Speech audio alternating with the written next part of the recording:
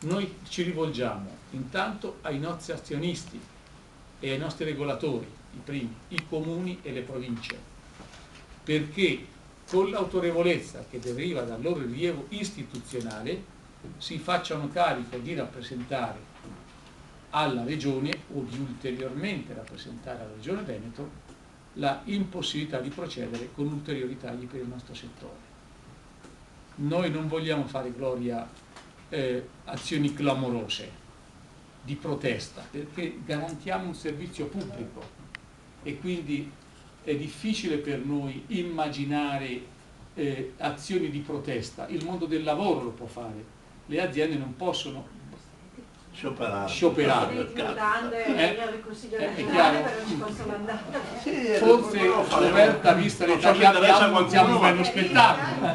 Non so se interessa a qualcuno. Possiamo prendere, se qualche nostra dipendente gradevole si presta, fa opinione, va su qualche copertina per alleggerire il tema. Insomma, il clima non lo permetterebbe adesso. No? A giugno lo facciamo. Come, scusa? A giugno andiamo in mutande. No, però lei si ulteriori tagli, ulteriori aumenti, a che punto hai il tavolo per creare i costi standard? Cioè, si è fatto l'anno scorso, in questo periodo eravamo qui nelle varie sedi locali a parlare delle stesse cose. La Regione dalla sua cosa ha fatto? No, non è cambiato. Cosa ha fatto? È stato nominato degli esperti che devono lavorare sul costo standard. E lo stanno facendo. È una domanda che non dovete fare, dovete fare alla Regione.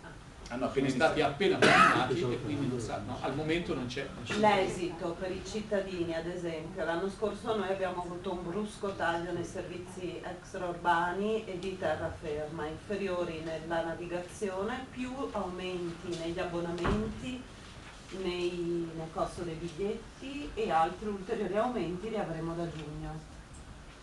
Cosa succede? Dovrete rifare di nuovo sforbiciate? In questa fase però, Gloria, noi come no, lo so, 15 milioni in meno. In questa fase noi dobbiamo rappresentare le cose per evitare che il taglio accada. È evidente che se questo non accadesse, come è possibile, dovremo affrontare con i nostri regolatori, perché vedete, vi aggiungo un'informazione che qualcuno di voi ha scritto. Le aziende venete hanno fatto ricorso al TAR e poi al Consiglio di Stato. Il 5 aprile si va al merito della causa presso il Consiglio di Stato, perché noi riteniamo che non solo sia dal punto di vista del servizio sbagliato l'atteggiamento e le decisioni prese dalla Regione, ma che abbiano anche vizi formali che noi ci auguriamo almeno il TAR possa questa volta apprezzare, nel senso anche monetario del termine.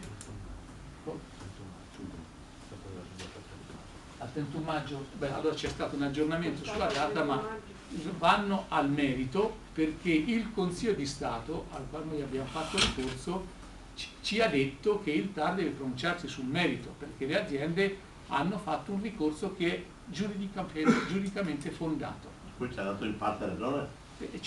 Sostanzialmente, se no non ci dite, andate a trattare il merito.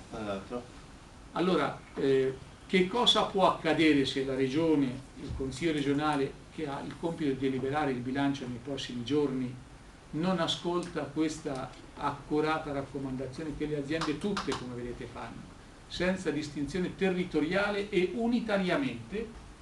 È inevitabile che a quel punto i nostri regolatori dovranno decidere che cosa fare loro, perché noi siamo aziende, non è che decidiamo, noi eseguiamo, però lo scenario è evidente, o sono aumenti di tariffe, o sono ulteriori tagli di servizi, o le due cose ad un tempo. Rispetto al blocco dei ratei mensili